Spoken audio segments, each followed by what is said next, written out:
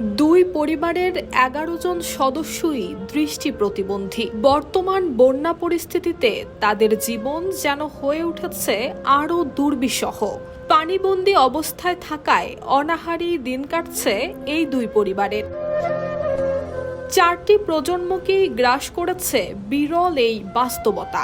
তবে এই জীবন নিয়ে তাদের নেই কোনো অভিযোগ, বরং এটাকে সৃষ্টিকর্তার দেয়া পরীক্ষাই মনে করেন তারা। আমার সমস্যা তো প্রতিবন্ধী আমরা, আমার দুইটা মেয়ে, একটা ছেলে একটা মেয়ে, আমিও প্রতিবন্ধী। আমার ছেলে মেয়েরা একবারে বুবা। আমরা না যাই হোক মানুষের মাত কথা বুঝতে পারি, আমার ছেলে মেয়ে মানুষের মাত কথাও বুঝে না, উলঙ্গ অবস্থায় থাকে, বুবা। মৌলভীবাজারের রাজনগর উপজেলার দক্ষিণ ইসলামপুর গ্রামের এই দুই পরিবার একই সঙ্গে লড়াই করছে বন্যা আর দারিদ্র্যের সঙ্গে। দৃষ্টি প্রতিবন্ধী কামাল মুন্সি জানান, তার দাদা, বাবা, তিনি নিজে, তার সন্তান এবং নাতি নাতনিদের মধ্যেও রয়েছে বিরল এই সমস্যা।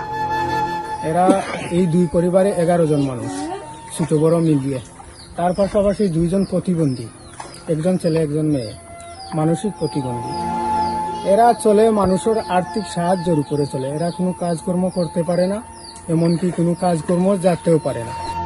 কোনো স্থায়ী আয়ের ব্যবস্থা না থাকায় মানুষের সহায়তার দিকেই তাকিয়ে থাকতে হচ্ছে এই দুই পরিবারকে।